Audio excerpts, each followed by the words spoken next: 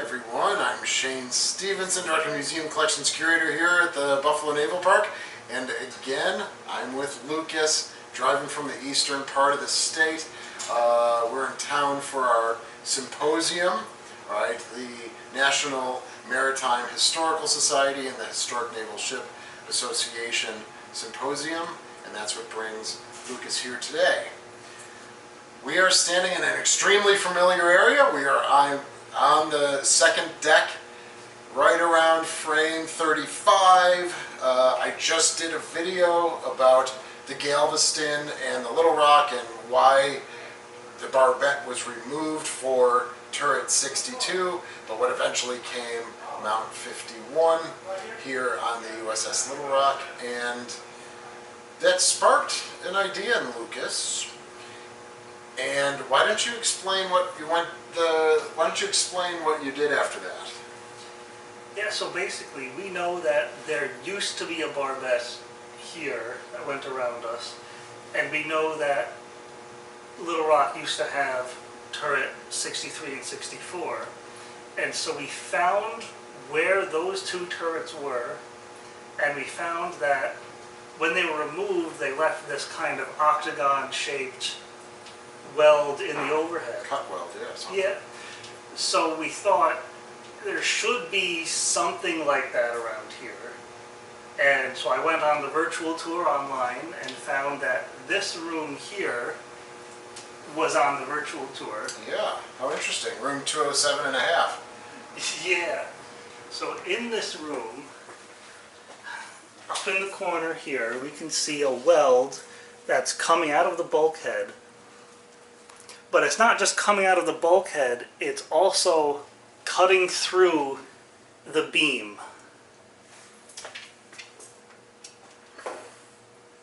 Yeah.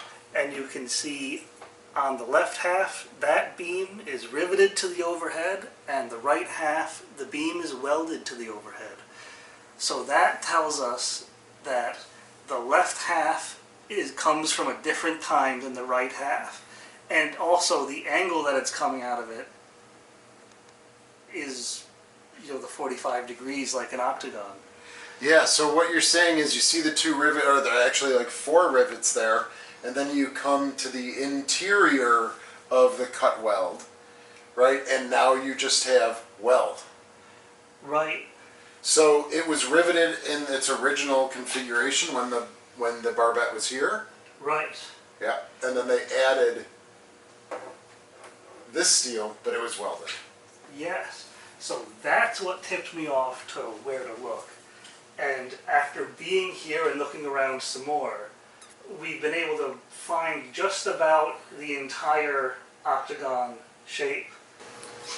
So now we are forward at about frame 38, 39, 40, and you look at those plans from the early 70s. It is shown right around here, we can imagine. What we should do is get out the Miami plans, to see exactly the framing. But we also have that weld that coming through the starboard side that we just showed you here in the center, near the center line of the vessel. Yeah, now it's not very easy to see with the camera, so we'll just later come back and show you that there. But the interesting thing is that it's so close to this stairwell right here. So we know from the plans that this is from the 1940s. And then when we go farther forward again, there's another stairwell like this, but it's a little different. So now we're here, we've just moved a little bit forward. We are now very close to standing outside of the forward section of the barbette. The rest of the time the camera and we would be on the interior of the barbette. But now we've moved outside of the barbette, and you wanted to point out something interesting in the overhead here? Right, so this weld right here, that's the barbette. And you can see again it cuts through the beam. But then just forward of that there's a second weld, and this weld here is for a ladder that used to be here. And it leads right to here. So that's the size of a deck hatch, right? But for whatever reason, in the 50s when they converted the ship, they moved the ladder over 4 feet. And this is true from here all of the way down to the first platform. So every deck has this patch in it where the ladder used to be. Interesting. So we've looked a little bit at the center of the barbette, and you can see the more angled of that octagon coming through here and leading over through into the 20-man officers, lower ranked officers berthing. Yeah, so in here, there are a few things that we ought to look at. So first is up here. Again, you got the weld cutting through the beam, and then you got the angle of the octagon. But in addition to what's in the overhead,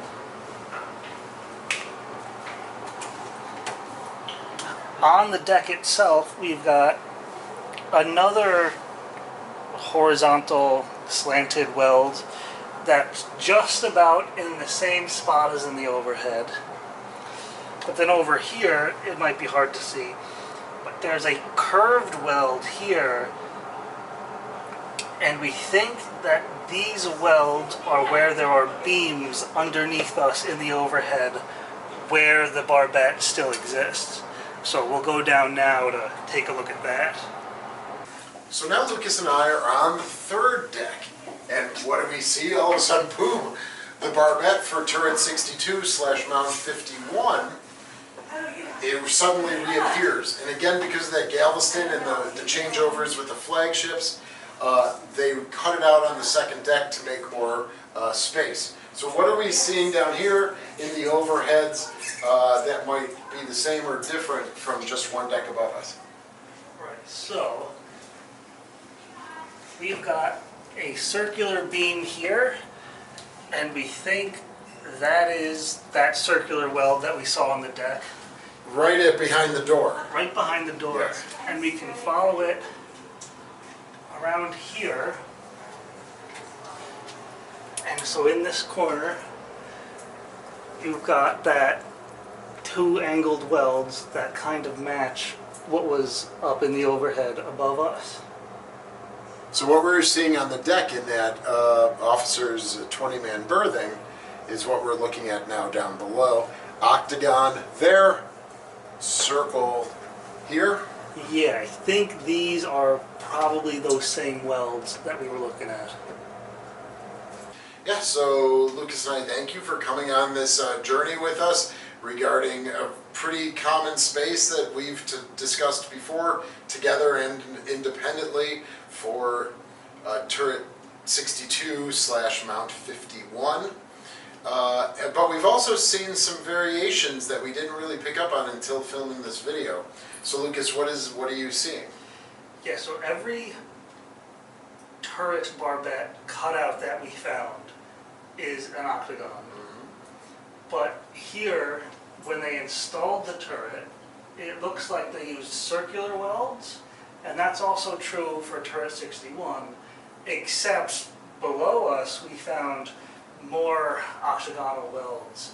And there's also that octagon weld that we showed outside of this circle. So we still got to figure out what exactly they're doing to build and convert the ship. Right, why circular in an instance, why hectagonal or octagonal in another instance. So I want to thank you for watching. I want to thank Lucas for coming and reviewing this stuff with me again. Please leave a comment, give a thumbs up, subscribe, and let us know. You know, I always share the comments with Lucas. Let us know if there's something that you would like him and I to attack. We've done about maybe 17 videos together, but there may be an area that you would like to see. So thanks for coming along on this little archaeological trek up and down here at this barbette, and we we will see you again soon.